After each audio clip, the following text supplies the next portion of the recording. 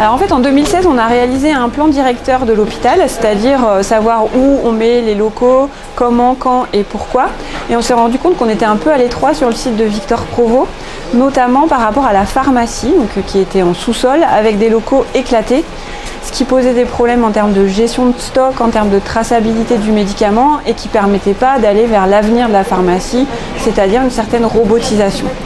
Donc le constat a été posé, il fallait faire une extension de l'hôpital, extension sur la façade sud, c'est pour ça qu'on l'appelle extension sud. Cette extension permettait de construire une pharmacie d'un seul tenant au sous-sol et aussi de refaire au rez-de-chaussée le service de dialyse qui était un peu obsolète et un nouveau hall et des nouveaux locaux d'admission et de service social pour donner une nouvelle image à notre établissement.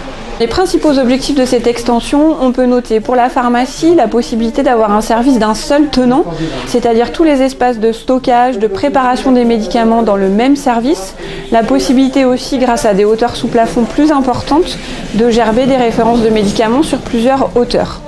Pour le service de dialyse, on a beaucoup travaillé sur l'accueil et l'intimité des patients grâce à des modules de 4 patients et donc plus de grandes salles de dialyse comme elles existaient jusqu'à aujourd'hui. Et enfin, pour le hall, les admissions, le service social, l'idée était d'avoir des espaces lumineux, accueillants et modernes. Le chantier a débuté à l'été 2021 par les travaux de démolition des anciennes consultations centralisées et de l'accueil. Donc nous avons ensuite débuté par la création d'un nouvel accueil provisoire et par les travaux de fondation et de superstructure qui se sont déroulés jusqu'en 2022. Ensuite, nous avons réalisé l'ensemble du chantier, puis nous avons procédé aux opérations de livraison des différents services à partir de 2023. Tout d'abord par les admissions, les assistantes sociales et la première partie du hall, puis la pharmacie et enfin la dialyse. Et nous achèverons avec la fin du hall et la cafétéria. Le budget de l'opération s'élève à 17 750 000 € TTC. Les principaux avantages de l'extension sud sont une augmentation des surfaces d'environ 30%, une fluidité des circulations et un projet coloristique doux et lumineux. Donc ici nous sommes situés juste devant les nouveaux locaux des admissions que nous avons voulu fonctionnels, lumineux et modernes pour accueillir au mieux nos patients.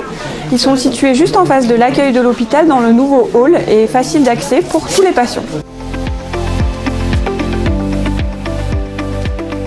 La nouvelle extension sud a permis de rapprocher les admissions de l'accueil au sein de l'entrée principale de l'hôpital. Auparavant, les admissions étaient plus éloignées de l'entrée de l'hôpital. Les patients devaient se rendre à différents endroits, soit pour le contentieux, soit pour les consultations, soit pour les hospitalisations. Aujourd'hui, tous les secteurs sont centralisés au même endroit.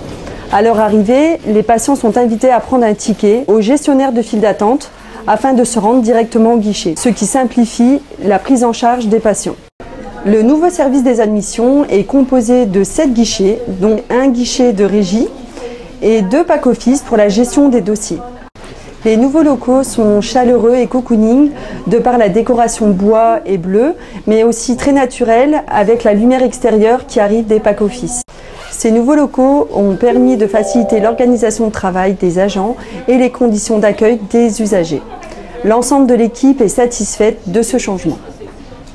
Donc nous nous situons juste devant le service social de l'établissement qui regroupe toutes les assistantes sociales et qui a bénéficié donc de nouveaux locaux dans le cadre de l'extension sud. Ces locaux sont désormais situés dans le hall de l'hôpital. Auparavant, les assistantes sociales étaient au 3e étage. Désormais, elles sont beaucoup plus accessibles et leur accès est plus lisible pour tous les patients qui auraient besoin de rencontrer une assistante sociale.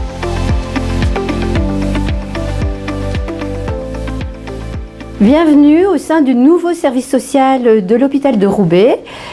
Ici sont localisées maintenant 6 assistantes sociales, la secrétaire et moi-même, puisqu'en fait l'équipe du service social est composée de 18 agents, les autres assistantes sociales étant affectées sur d'autres sites de l'hôpital. L'implantation du service social au rez-de-chaussée de l'extension sud est vraiment très importante parce qu'elle permet en fait une meilleure visibilité du service social, surtout pour les patients qui peuvent venir nous voir de manière spontanée, pour les professionnels qui peuvent de manière facilitée orienter les patients et aussi pour les partenaires extérieurs qui nous orientent les patients.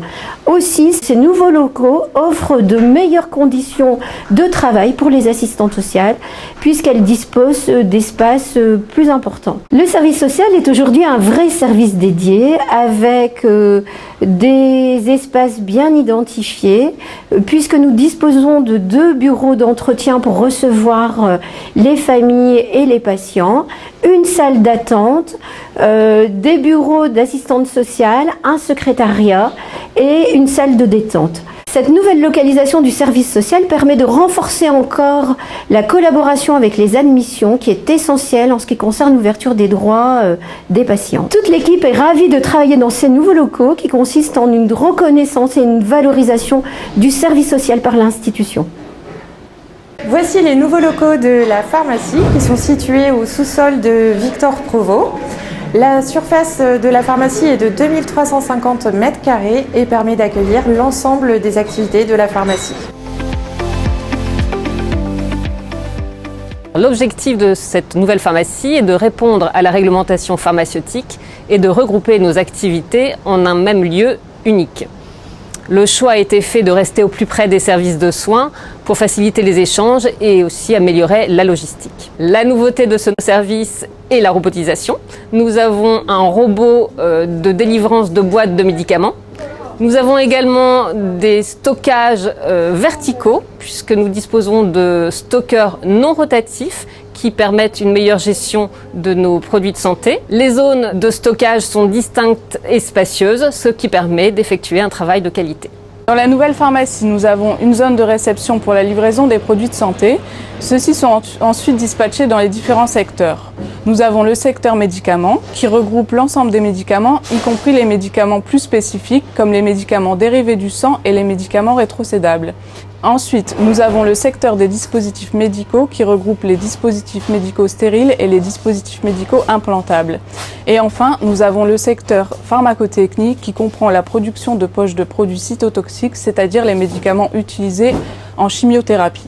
Les nouveaux locaux de la pharmacie ont permis d'améliorer l'environnement de travail pour le personnel. Ils sont plus spacieux, aérés et plus lumineux. Ils permettent également d'accueillir les patients dans de meilleures conditions. Les changements au sein de la pharmacie et les nouveaux équipements sont appréciés par l'ensemble de l'équipe.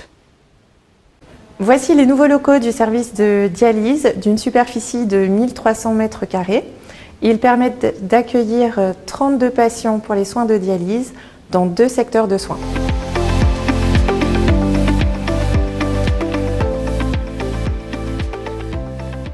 Nous sommes ici dans le nouveau service de dialyse, projet qui a démarré en 2014. Après un travail de longue haleine avec l'équipe médicale et paramédicale, nous avons réussi à répondre à plusieurs objectifs. Le premier étant de regrouper l'activité de dialyse, nous avions une activité au rez-de-chaussée et une activité au 2e étage. Le second était d'améliorer les conditions d'accueil et de prise en charge des patients. Et enfin, améliorer les conditions de travail des agents. Ce nouveau service nous permet d'avoir 2 circuits différents. Le premier circuit qui démarre par le secrétariat, la consultation médicale, la future consultation de l'infirmière en pratique avancée, les prélèvements, les hôpitaux de jour, ainsi que 2 salles, l'une dédiée à la dialyse péritonéale et l'autre à la formation des patients en hémodialyse à domicile. Nous avons également la chance d'avoir une salle de groupe qui va permettre à l'infirmière d'éducation thérapeutique d'effectuer ses ateliers de groupe et le suivi des patients en maladie rénale chronique. Le deuxième circuit est l'hémodialyse. Il démarre par le SAS de transfert, qui est une grande nouveauté dans ce nouveau service et qui limite l'accès aux ambulanciers à ce SAS. Le service d'hémodialyse est constitué de 2 secteurs. Le premier secteur avec 3 box et 4 chambres individuelles. Le deuxième secteur avec 4 box. Pour une capacité totale de 30 lits, avec une possible évolution jusqu'à 36 lits. En concertation avec l'équipe, nous avons décidé d'y mettre des noms d'îles pour que ce soit un peu plus joyeux. Chaque box est constituée à l'identique avec 4 lits, 4 générateurs, une télé par patient avec le casque audio identifié, le PC et tout le matériel médical nécessaire à l'infirmière pour une prise en charge optimale du patient. La grande nouveauté est le local pharmacie qui est scindé en 2 pièces. La première pièce dédiée aux médicaments et dispositifs médicaux. La deuxième pièce aux solutés qui sont acheminés par le magasinier via le monte-charge directement relié à la pharmacie. Nous tenons sincèrement à remercier l'ensemble de l'équipe pour leur motivation, leur investissement et leur implication dans ce projet. L'équipe, les patients et les consultants sont enchantés de ce nouveau service. Alors ce qui est important de souligner, c'est que l'Extension Sud, c'est un projet de longue haleine. C'est un projet qui a mûri en 2016. On a désigné notre architecte en 2018. Et puis, il y a eu les études et au milieu est arrivé le Covid qui a suspendu ce chantier qui a désolé beaucoup de monde parce que c'était un chantier qui était très attendu. Donc on a réussi. C'est une satisfaction collective et importante d'avoir réussi à faire ces nouveaux locaux pour le bien-être de nos patients et du personnel. Et puis ce qui est très positif, je trouve, c'est qu'on va terminer ce chantier par l'arrivée de la toiture végétalisée. Donc la toiture de cette extension va être entièrement végétalisée, ce qui permet des gains énergétiques importants et ce qui montre aussi l'engagement du centre hospitalier de Roubaix vers des travaux plus durables.